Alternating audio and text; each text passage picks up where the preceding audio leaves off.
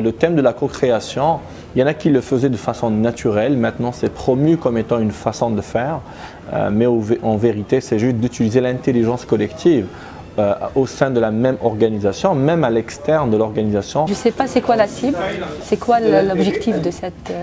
c'est ça qui m'a un petit peu frustrée parce que je ne sais pas où est-ce qu'on va arriver.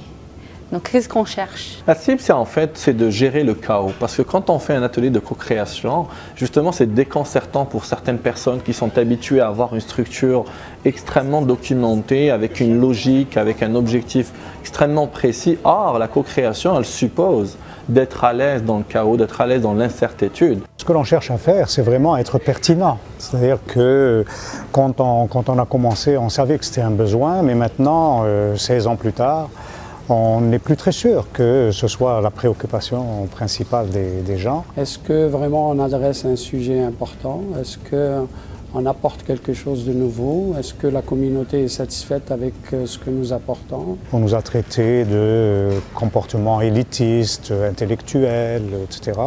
Et donc on s'est dit, on va ouvrir, on va écouter les gens qui veulent s'exprimer, puis à partir de là, peut-être réorienter les actions et les activités de la Fondation. On a apporté cette idée sur la table, on en a beaucoup discuté, puis on a enclenché un processus qui nous a permis de se dire, ok, pour arriver à le faire, on a déjà besoin de quelqu'un d'externe, on a besoin de quelqu'un qui connaît la Fondation, mais pas trop, qui connaît la communauté, mais pas trop. Donc pour arriver à vraiment faire ce travail. Vu la complexité et l'incertitude dans lesquelles gravitent les entreprises et les organisations, ça serait utopique de croire qu'une partie prenante a la solution. C'est le moment de la succession, c'est-à-dire où on est en train de passer la main à des générations nouvelles. On a ouvert même sur éventuellement le changement des fondements de la Fondation. On est dedans et puis on sait que la Fondation, c'est pas que nous. Puis si on veut qu'elle perdure et qu'elle reste pérenne et qu'elle ait un impact, on connaît, nous, le potentiel. Donc c'est dit comment on va faire pour pouvoir